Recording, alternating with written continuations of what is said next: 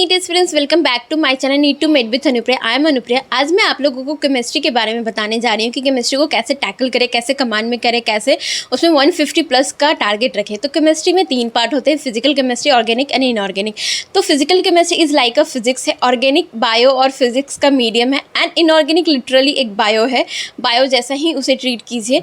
तो आते हैं अब बात की फिजिकल को कैसे टैकल करें। तो जो बच्चे जिनका बेसिक क्लियर नहीं है तो वो प्लीज़ लेक्चर नोट्स एक प्रेफर्ड टीचर को चुन लें। अगर आप ऑनलाइन पढ़ते हैं तो आप उस टीचर को बहुत रिलीजियसली फॉलो कीजिए, आप उनसे कॉन्सेप्ट सीखिए, नोट्स बनाइए, वो ज़्यादा आपके लिए बेटर है। और जिनका अगर इनकेस कुछ चैप्टर आप लोग प्रीवियस अटेम्प्ट में पढ़ चुके हैं तो प्लीज़ वो जो चैप्टर आपका स्ट्रेंथ है तो उसका आप क्या कर सकते हो, वन शॉट देख सकते हो। आप लोग नोट्स बना के, नोट्स होगा आपके पास तो नोट्स बना सकते हो, इट्स योर चॉइस।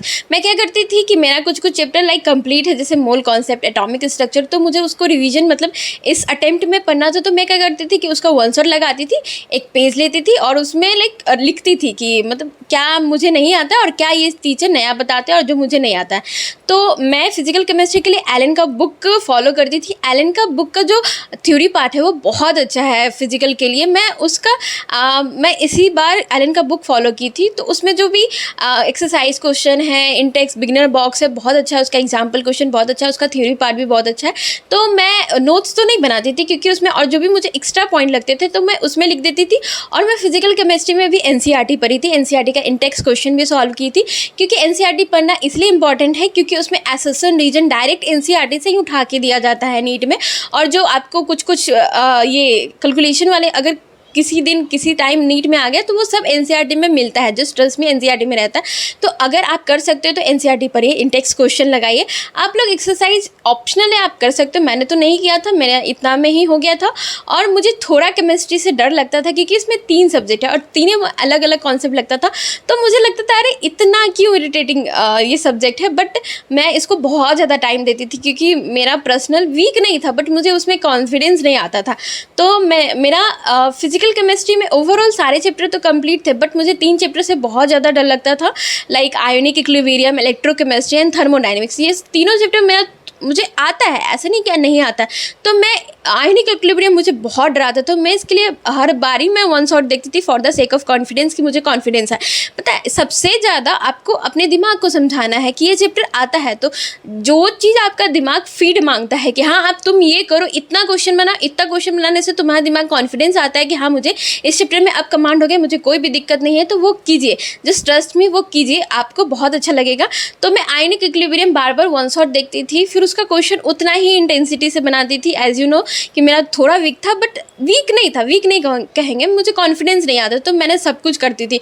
फिर मेरा वो अच्छा हो गया था। तो मैं क्या करती थी, आयोनिक इक्विलिब्रियम का वन शॉट देखा एक पेज में वैसे, क्योंकि जो एलन का थ्योरी है वो बहुत अच्छा था, एक पेज में ऐसे रफ लिखा, फिर उसके बाद मैंने क्वेश्चन लगा दिया। फिर उसके बाद 1 हफ्ते के बाद या 2-3 दिन के बाद मुझे लगता था अगर मैंने भूल चुका है कोई फार्मूला तो मैं क्या करती थी कि मैं एक पेज लेती थी और सारा फार्मूला लिखती थी कि इसका ये था, बेसिक स्ट्रेंथ कैसे निकाला जाता है, फिर पीएच कैसे निकाला जाता है, फिर ये सब कुछ मैं करती थी, सॉल्ट एंड ऑल दैट सब कुछ करती थी। फिर उसके बाद इलेक्ट्रोकेमिस्ट्री से भी मुझे डर लगता तो मैंने 2-3 बार वन शॉट ही देख डाला था। तो मुझे जिसमें कंफर्टेबल लगता था, तो प्लीज़ आप लोग अगर जिसमें वन शॉट भी अच्छा होता है, अगर आपका बहुत वीक है, आपका कोई बेसिक ही क्लियर नहीं है तो please go for a detail. अगर आपका वो 1-2 बार पढ़ चुके हैं तो प्लीज़ आप लोग वन शॉट पे जा सकते हैं, क्योंकि आपके पास इतना टाइम नहीं है कि आप सब सारे चैप्टर को डिटेल, क्योंकि आपको एटलीस्ट दिसंबर तक तो सिलेबस कंप्लीट कर लेना चाहिए कि ताकि आप लोग टेस्ट सीरीज जल्दी से जल्दी स्टार्ट कीजिए। और जिस चैप्टर में आपको ये कॉन्फिडेंस नहीं आ रहा है उसका कम से कम 500 क्वेश्चन सॉल्व कर लीजिए, आपका यूँ कॉन्फिडेंस आएगा। और देखिए क्वेश्चन कैसे बनता है, तो पहले आप कॉन्सेप्ट सीखिए। तो कॉन्सेप्ट जैसे भी सीख सकते हैं सीखिए, ऐसा नहीं है कि आपको जिस टीचर से कंफर्टेबल लगता है उस टीचर से पढ़िए। मैं सुधांशु सर से पढ़ी थी, आपको मेरी बात मानना है तो मानिए, पर अगर आप जिस टीचर से अभी तक पढ़ते आ रहे हो आप उनसे आपको बहुत अच्छे से समझ में आ रहा है तो जस्ट रिलाई टू डैट। ऐसा नहीं कि कोई भी टीचर ख़राब होता है, कोई भी टीचर अच्छा होता है, सब टीचर अच्छे होते हैं, आपका कॉम्पैटिबिलिटी फैक्टर मैच होना चाहिए। अगर वो मैच हो रहा है तो दैट इज़ बेस्ट है। तो किसी भी चैप्टर में आपको कॉन्फिडेंस, उसका क्वेश्चन लगा लीजिए, लाइक लगा लीजिए और टफ चैप्टर को पहले कीजिए, पहले उसको कमांड में लीजिए कि नहीं ये टफ है तो पहले मैं इसको करूँगा, तो मैं पहले आयोनिक इक्विलिब्रियम, इलेक्ट्रोकेमिस्ट्री, थर्मोडायनेमिक को कंप्लीट कर लेती थी। बाकी सब तो इजी है, मुझे आता है, जैसे मोल कॉन्सेप्ट, एटॉमिक स्ट्रक्चर, ये सब तो इजी है, यूँ कर लूँगी, वन शॉट देखूँगी, क्वेश्चन लगा लूँगी। तो मैं ये करती थी, आप लोग भी प्लीज़ ये कीजिए। और जस्ट ट्रस्ट मी, ये थोड़ा फिजिक्स टाइप का है बट कोई दिक्कत नहीं है, कोई डरने की बात नहीं है। आप लोग प्रोसेस को एंजॉय कीजिए, ऐसा नहीं है कि कुछ नहीं होगा आपसे सब कुछ होगा। जैसे ही अच्छा है, लाइक नोट्स के हर एक लाइन को आपको अच्छे से पढ़ना है कि वो क्या कह रहा है, और जो भी क्वेश्चन करवाते हैं नोट्स में सर, उसको मतलब उसका आपको कमांड हो जाना चाहिए, उसको देख लेना चाहिए कि अगर पहले तो अगर आप लेक्चर देख रहे हो तो बिल्कुल ऑनलाइन जैसे टीचर सॉल्व करवा रहे हैं वैसे आप वीडियो पॉज करके सॉल्व करें, तो वो ज़्यादा बेटर होगा। क्योंकि अगर आप सर के साथ सर करवा दिया एंड देन आप बस उतार रहे हो तो वो बस एक पैसिव आता है, वो एक्टिव नहीं होता है। तो आपको वैसे क्वेश्चन प्रैक्टिस करना चाहिए अगर आप ड्यूरिंग द लेक्चर आप ऐसे देख रहे हो। और क्वेश्चन प्रैक्टिस के लिए अगर मानो तो एलन का मॉड्यूल हॉट नोट्स के लिए मेड इजी केमिस्ट्री भी खरीद लिया था, तो जिससे वो क्रिस्टल मतलब सारे पॉइंट्स उसमें मेंशन थे। तो मुझे एक अगर आपका कोई चैप्टर पे कमांड हो जाता है तो आप क्या कीजिए, मतलब फॉर द टेस्ट कि हाँ मुझे वो चैप्टर लाइक अगर आप पढ़ चुके हैं डिटेल कुछ कोई चीज़ चैप्टर को, तो आपको कैसे टेस्ट करें कि हाँ मुझे याद है कि नहीं। आप एक पेज उठाइए, तो उस पेज में जो जो आपको याद है वो लिखिए। लाइक अगर ये वैसे भी कर सकते हैं, जब आपने लेक्चर देखा, सब कुछ कर लिया, क्वेश्चन प्रैक्टिस सिस्टम सब कुछ कर लिया, फिर उसके बाद 1-2 दिन के बाद एक पेज लेके बैठिए कि उस चैप्टर में आपको क्या क्या याद है, सारे फॉर्मूले याद है कि नहीं याद है तो आपको क्लिक करेगा कि नहीं मुझे देखना चाहिए। तो वैसे कीजिएगा, वो ज़्यादा आपके लिए बेनिफिट होगा, वो ज़्यादा आपके माइंड में रिटेन होगा। तो फिजिकल केमिस्ट्री के लिए ऐसे कीजिए। अब आते हैं ऑर्गेनिक केमिस्ट्री में। तो ऑर्गेनिक केमिस्ट्री में मैंने पंकज सर से सारे लेक्चर मैंने कर रखे थे और उनका जो डीएम वाले पार्ट है वो भी मैंने कर रखे थे, बट मेड ईजी में वो सब कुछ मिल गया था मुझे, डीएम एंड ऑल दैट, तो मुझे उतना प्रॉब्लम नहीं होता था। तो फिर मैंने लेक्चर कर रखे थे, मेरे डीएम्स ये सब क्लियर थे। और मैं नोट्स पे पहले क्या होता था कि मैं जब भी चैप्टर उठाती थी तो पहले मैं नोट्स पढ़ती थी कि हाँ मुझे नोट्स में क्या क्या आता है। जब मुझे कोई टॉपिक या कोई पार्ट वीक लगता था तो मैं जाके वन शॉट या फिर कुछ देख लेती थी, या तो लेक्चर का वो पार्ट देखती थी जो मुझे वीक लगता है। अगर आप 0 पे हो तो आपको डिटेल में जाना चाहिए, लाइक आप पंकज सर का लेक्चर देखें, नोट्स पढ़ें एंड क्वेश्चन लगाएं। बट मैं कर रखी थी तो मैं ऐसे करती थी और मुझे उससे हो जाता था। बट इस बार क्या था कि मैं एनसीईआरटी बहुत ज़रूरी पढ़ना है। जब आप लेक्चर देख चुके हो, नोट्स बना चुके हो, तो आपको मस्ट है, इतना करने के बाद आपको एनसीईआरटी पे जाना है, एनसीईआरटी को मल्टीपल टाइम्स रिवीजन करना है। एनसीईआरटी का क्या एक एक लाइन इंपॉर्टेंट है, उसका इंटेक्स तक इंपॉर्टेंट है ऑर्गेनिक केमिस्ट्री में, और उसका बैक एक्सरसाइज करते तो वो और वेल एंड गुड है, क्योंकि वहीं से वो जो मतलब एनटीए वाला लाइक वहीं से घुमा गई, या तो डिट्टो नहीं छापेगा, नहीं तो वहीं से कोई कॉन्सेप्ट घुमा के छापता है। और इंटेक्स क्वेश्चन पे आपको कमांड हो जाना चाहिए, जो एक टेबल है, सब कुछ acid strength and basic strength का melting point and boiling point सब कुछ याद होना चाहिए। और आपको एनसीईआरटी को लाइक बायो की तरह पढ़ना है, आपको हर एक पॉइंट पे कमांड होना चाहिए, हर एक पॉइंट याद होना चाहिए।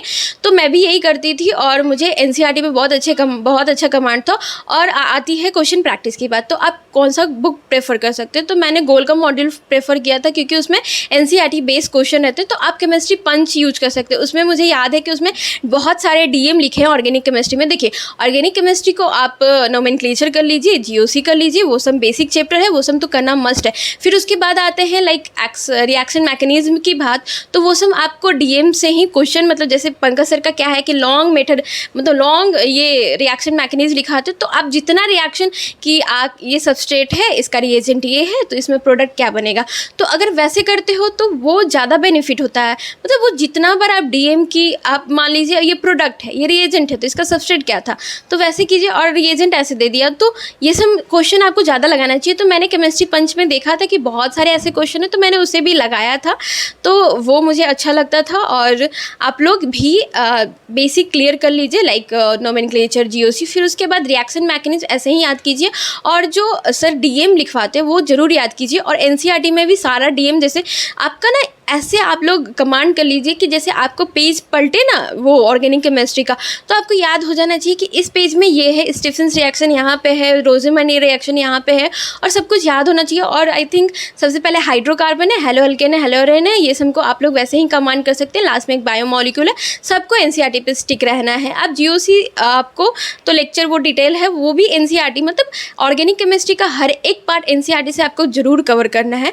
अब आते हैं इनऑर्गेनिक केमिस्ट्री की बात। तो इनऑर्गेनिक केमिस्ट्री में सबसे पहले आपका बेसिक क्लियर होना चाहिए, पीरियोडिक टेबल, केमिकल बॉन्डिंग आपको पूरे अच्छे से क्लियर होना चाहिए। अगर आपका क्लियर नहीं है, गो फॉर इट। अगर इसके बिना अगर आप इनऑर्गेनिक केमिस्ट्री पढ़ते हो तो आपको कुछ नहीं समझ में आएगा, क्योंकि आधा से ज़्यादा पार्ट इनऑर्गेनिक केमिस्ट्री का इसमें कवर हो जाता है। तो आपको मस्ट है कि आप इनऑर्गेनिक केमिस्ट्री में पीरियोडिक टेबल, केमिकल बॉन्डिंग भी इतने अच्छे से कमांड कर लीजिए, बाकी सब चैप्टर आपको बहुत इजी लगेगा, जस्ट ट्रस्ट में बहुत इजी लगेगा। आप फिर उसका एनसीईआरटी भी पढ़ लीजिएगा। इनऑर्गेनिक और ऑर्गेनिक के मस्ट है एनसीईआरटी। एनसीईआरटी का एक एक लाइन आपके लिए बहुत इंपॉर्टेंट है, जैसे बायोलॉजी के लिए इंपॉर्टेंट है, तो आप वैसे कर लीजिएगा।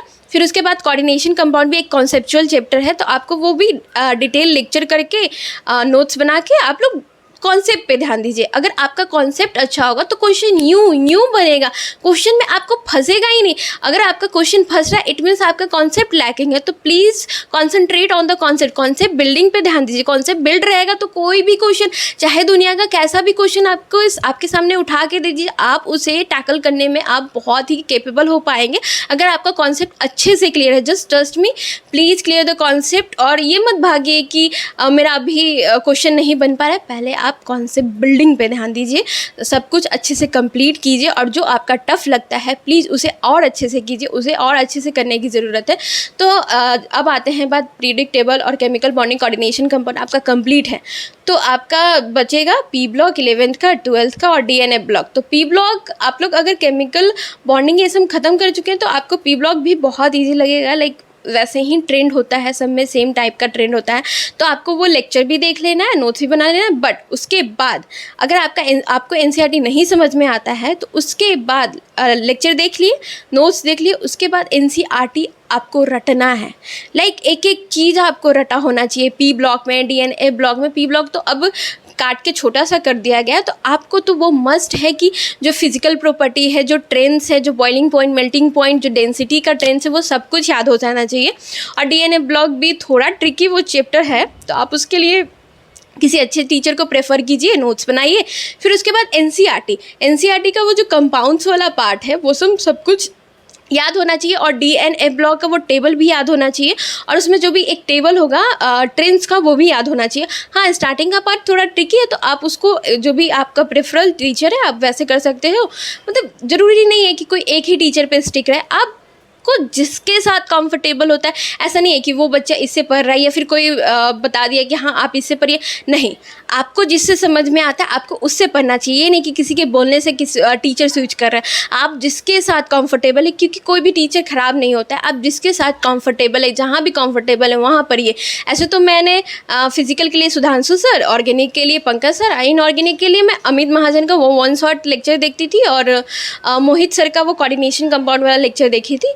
तो मेरा बस यही था, और डीएनए ब्लॉक और पी ब्लॉक और कोऑर्डिनेशन कंपाउंड, बाकी सब का मैंने एनसीईआरटी पे बहुत अच्छा कमांड कर लिया था। और उसके लिए भी ऑर्गेनिक और इनऑर्गेनिक का क्वेश्चन प्रैक्टिस के लिए आप लोग एनसीईआरटी बेस्ड प्रॉब्लम सॉल्व कीजिए। बिल्कुल केमिस्ट्री में तो डरने की कोई ज़रूरत नहीं है। मुझे पर्सनली केमिस्ट्री बहुत ट्रिकी लगता है, क्योंकि इसमें 3 सब्जेक्ट है, फिजिकल, ऑर्गेनिक, इनऑर्गेनिक। तो हर चीज़ में अलग अलग कॉन्सेप्ट लगता है। लाइक फिजिकल के लिए आपको फिजिक्स जैसे सॉल्व करना पड़ेगा, कि फिजिक्स में जैसे जैसे आप लोग पढ़ते हो फिर उसके बाद बहुत ज़्यादा क्वेश्चन प्रैक्टिस करने की ज़रूरत है। वहीं आते हैं ऑर्गेनिक मीडियम लेवल है, आपको क्वेश्चन प्रैक्टिस भी करने की भी ज़रूरत है, आपको कॉन्सेप्ट भी पढ़ने की ज़रूरत है, और आपको सब कुछ लेके चलना पड़ेगा। एनसीईआरटी भी पढ़ सकते हो, पढ़ना पड़ेगा आपको। फिर आते हैं इनऑर्गेनिक बिल्कुल बायो की तरह है, आप जितना रट सकते हो उतना रटिए। और ऑर्गेनिक में भी जितना डीएम आपके लिए बहुत, अगर आपको सारे चैप्टर का डीएम याद हो गया तो जस्ट ट्रस्ट मी, आपको इतना कॉन्फिडेंस आएगा ऑर्गेनिक केमिस्ट्री में। और इसके लिए आपको बहुत मेहनत करना पड़ेगा, बहुत बार रिवीजन करना पड़ेगा। अगर आप किसी चैप्टर में, जैसे मान लीजिए आप एक चैप्टर बहुत अच्छे से पढ़ लिए, उसका क्वेश्चन प्रैक्टिस भी कर लिया, अगर 2-3 महीने बाद उसका कुछ भी नहीं रिटेन आ रहा है, तो जस्ट ये नहीं कि हम लोग जाके लेक्चर देखने लगे, पहले जाइए नोट्स देखिए। नोट्स में अगर कुछ नहीं है समझ में आना कि हाँ लग रहा है अब ये चीज़ भूल चुके हैं, अब हमको ये पढ़ना पड़ेगा, तब जाइए। अगर आपके अंदर भूख होगी तब आप खाना खाने जाइएगा, तो वो खाने का मज़ा ही कुछ होगा। अगर आपके अंदर भूख ही नहीं है, जस्ट एक ऐसे ही टीवी देख लिए, एक ऐसे ही फिल्म लगा रहेगा, तो वो मज़ा ही नहीं आएगा। अगर आपको कुछ चीज़ नहीं आएगा फिर आप लेक्चर देखने जाइएगा, उसका अलग ही लेवल का मज़ा है। तो आप प्लीज़ इस तरीके से चलिए, प्लीज़ ऐसे मत कीजिए कि नहीं आ रहा है रिवीजन के लिए कुछ नहीं, नोट्स वोट्स पढ़े नहीं, डायरेक्ट वन शॉट पे गए। नहीं, रिवीजन पहले नोट्स से स्टार्ट कीजिए। नोट्स में कोई पॉइंट या फिर कोई टॉपिक नहीं समझ में आ रहा है, फिर आप वन शॉट या फिर आपको जो प्रेफर हो, आप जो लेक्चर देखेंगे उस पार्ट को उठा के देखिए। ये नहीं कि पूरा लेक्चर फिर से देखना है, बिल्कुल नहीं। मतलब यही होता है गलती कि ऑनलाइन वाले बच्चों के लिए कि वो बहुत लेक्चर पे रिलाई होते हैं। लेक्चर पे फर्स्ट टाइम रिलाई कीजिए। जब आपको कॉन्सेप्ट नहीं आता है तो कॉन्सेप्ट बिल्डिंग के लिए रिलाई कीजिए। ये नहीं कि हर समय हम लोग लेक्चर देखने जा रहे हैं। प्लीज़ नोट्स जो बनाया है नोट्स पे कमांड कीजिए। नोट्स आपके लिए बहुत अच्छा, अगर आपका कॉन्सेप्ट अच्छा रहेगा, जस्ट ट्रस्ट में आपका बहुत अच्छे से क्वेश्चन भी बनेगा, मार्क्स भी आएगा और आपको एक कॉन्फिडेंस आएगा कि हाँ आई नो एवरीथिंग। और मैं तो इतना ही की थी। और प्लीज़ इस प्रोसेस को फॉलो कीजिए एंड ट्रस्ट में आपको इम्प्रूवमेंट दिखेगा खुद में। अगर आपको लगता है कि आपके किसी दोस्त को इस स्ट्रैटेजी की ज़रूरत है तो प्लीज़ उन तक ये पहुंचाइए, क्योंकि ज्ञान बांटने से ही बढ़ता है। और जब तक के लिए मेरे चैनल को सब्सक्राइब कीजिए, लाइक कीजिए, कमेंट कीजिए। Thank you.